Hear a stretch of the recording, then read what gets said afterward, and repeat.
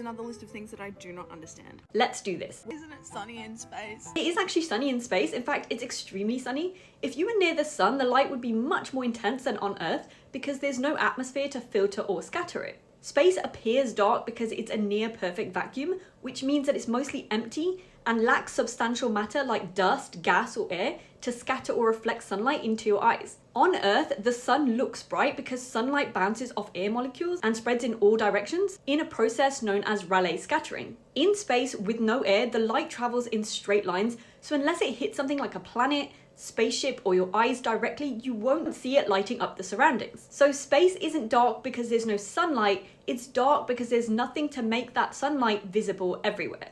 When there's so many suns, it's 50 degrees down on Earth. I don't get it. Even though there are many stars, their heat only warms you if the light hits you directly. There's no air in space to trap or spread that heat, so if you're not in direct sunlight, you lose heat fast and get very cold. I made a whole other video about space being cold. Where is wind coming from?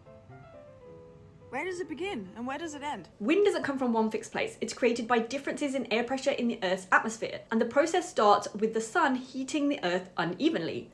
Some areas, like the equator, get more heat than others, so the air there warms up, expands, and rises. Now, when air rises, it leaves behind a low pressure area, and cooler air from nearby high pressure areas moves in to replace it.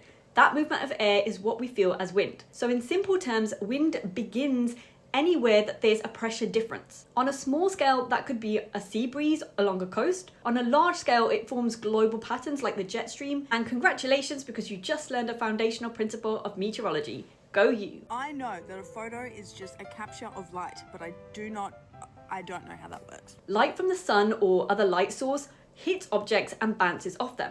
Those reflected photons travel into the camera lens, which focuses them onto a sensor. In digital cameras, that sensor is made of millions of tiny light-sensitive spots called pixels. Each pixel absorbs incoming photons and converts the energy into an electrical signal. The more photons that hit a pixel, the brighter that part of the image will be. This process relies on the semiconductor properties of the sensor. Light energy moves electrons from a low energy state to a high energy state, which produces a measurable current. The camera then converts all of these signals into digital data, binary numbers, which get processed into a picture with colors and brightness. Let me approach this a different way. A photo is basically like a very detailed piece of pixel art. Each tiny pixel on the camera sensor records how much light hits that spot, just like each pixel in pixel art has a specific color. And here are some examples of pixel art so that you can get the picture. See what I did there? When the camera processes all these pixels together, it creates a full image with brightness and color mapped across the whole scene. I hope that helps. Great questions, keep asking questions, and never stop learning.